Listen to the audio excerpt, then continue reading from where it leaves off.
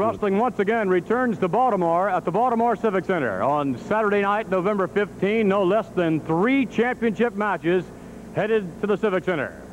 The tag team title up for grabs. Lou Albano's Wild Samoans take on the tag team tandem of Rick Martel and Tony Garea.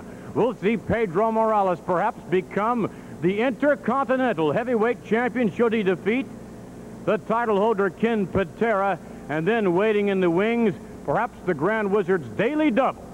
On that night in Baltimore, Sergeant Slaughter, ranking as #1 in contention for the World Wrestling Federation Championship, meeting the title holder Bob Backlund.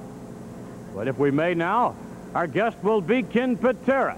And I suspect that even you, Ken Patera, would have to give credit where credit is due. Pedro Morales, a man of unbelievable determination. And if you want to get rough, he'll go toe-to-toe with you. I'm sure you are quite aware of that. How would you like to eat this belt, Morales? How would you like to eat it? How would you like to taste it? Because that's exactly what's going to happen. I'm going to open that fat mouth of yours, stuff it down your esophagus into that fat, greasy belly of yours. And that's the only way you'll be wearing it, from the inside. This is what makes me breathe. This is what makes Ken Patera tick. This belt, this championship affords me the pretty women, the fancy cars, the diamond rings, the fat bank account. That's what makes me great. And that's why, when anybody gets in the ring with Ken Patera, they know, as well as you are going to find out, Morales, they have to give 110%. 90% or 99.9% or even 100% is not quite good enough. It takes 110 just to stay and just to keep an even keel with Ken Patera. But Morales, even your 110%, your wild Latin temperament, your wrestling ability, the fire that burns within you will not be enough to beat Ken Patera. A very confident Ken Patera, confident with some justification, but that is likely to be a Donnybrook when Ken Patera defends the Intercontinental Championship against Pedro Morales here in Baltimore. Now our guest, Bob Backlund. As Bob Backlund will no doubt in a couple of weeks really be up for your opponent in Sergeant Slaughter. Yes, I will, Vince. You know, after my interview last week, I went up to the monitor room and I listened to Sergeant Slaughter talk about the wrestling fans in Baltimore, saying they were scum and they were maggots, and hey, the wrestling fans in Baltimore and all over the world are the best people in the world. They support wrestling like nobody else. Baltimore is one of the wrestling capitals of the world. And those people are hard-working people, and they come down there and they support us, and they get behind their favorite wrestler.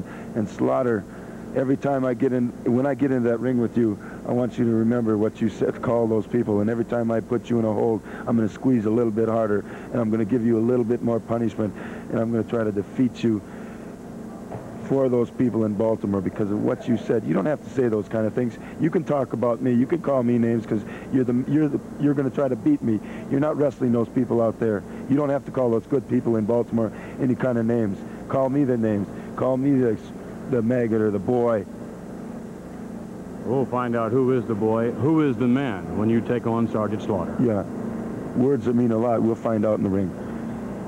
All right, so there you have it from a most determined Bob Backlund, hopeful of successfully defending the World Wrestling Federation Championship against Sergeant Slaughter. Coming in now, the Grand Wizard, along with the #1 contender. You see that? I got him right where I want him. He's upset. He's mad because he knows I speak the truth. I don't come out here and brag how great I am. I don't come out here and brag what I'm going to do, this and that. I just come out here and speak fact. And I speak fact because I know the truth that you people right there sitting there watching your TV sets. I bet you there's an old man right there right now. He's probably about 195 pounds, eating potato chips, stuffing them down his throat, drinking some beer, and his wife is sitting next to him, and she's looking at him right now, and then she looks at me, the best developed wrestler in the world, and she says, oh my God, why can't you be like him? And that's why you're maggots, Baltimore. Did you ever have anything that won? No, you never had a winner, but you're going to have me because I just might move to Baltimore when I win the title. Isn't that right, General? Yes, indeed, new champion.